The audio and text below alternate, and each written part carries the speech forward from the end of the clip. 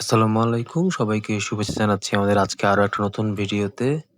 ঢাকা শহরে এই মুহূর্তে চরম শীত পড়েছে অর্থাৎ প্রচন্ড শীত এবং কুয়াশা। তার মধ্যেই আমরা আজকে জমি দেখতে চলে এসেছি।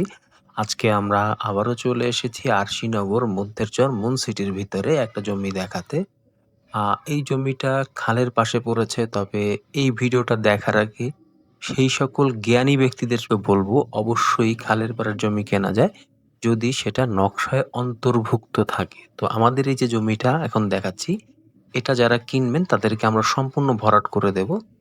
তবে যারা খুবই জ্ঞানী ব্যক্তি বিভিন্ন ধরনের আজেবাজে কমেন্ট ভিডিওতে করেন তাদের জন্যে বলছি যে অবশ্যই আসবেন, সামনাসামনি বসবেন, বসে নকশা চেক করবেন যে এই জমি খালের ভিতর পড়েছে কি পড়েনি।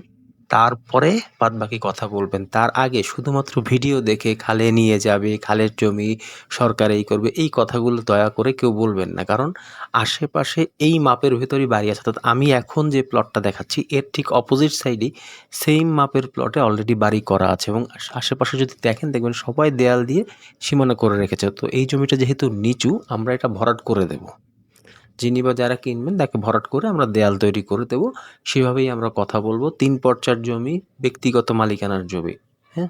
সুতরাং এই জমি নিয়ে কোনো ধরনের কোনো প্রবলেম নেই। আশেপাশে বাড়িঘর আছে, অলরেডি ভাড়া চলছে এবং কিছু বাড়িতে গ্যাসের লাইনও আছে। এই যে পাশের যে বাড়িটা, এই বাড়িটা কিন্তু মানে যেটাকে অনেকে বলে যে খালের সীমানা। এই যে দেখুন, এই বাড়ির সীমানা আর পাশের যে জমিটা একই সীমানায়। তো ওনারাও কিন্তু বাড়ি করে এখানে অলরেডি থাকছে, বসবাস করছে এবং ওনারা ভিতরে ভাড়াও দিচ্ছে। সুতরাং কেউ যদি এই জমিটা কিনতে চান একটু স্ক্রিনে দেওয়া নাম্বারে ফোন করবেন। আর সবসময় যা বলি একটু কষ্ট করে হোয়াটসঅ্যাপে নক দিবেন। কারণ ফেসবুকের সবগুলো মেসেজের রিপ্লাই দেওয়া সম্ভব হয় না। সবাইকে ভিডিওটা দেখার জন্য অসংখ্য ধন্যবাদ। ভালো থাকবেন।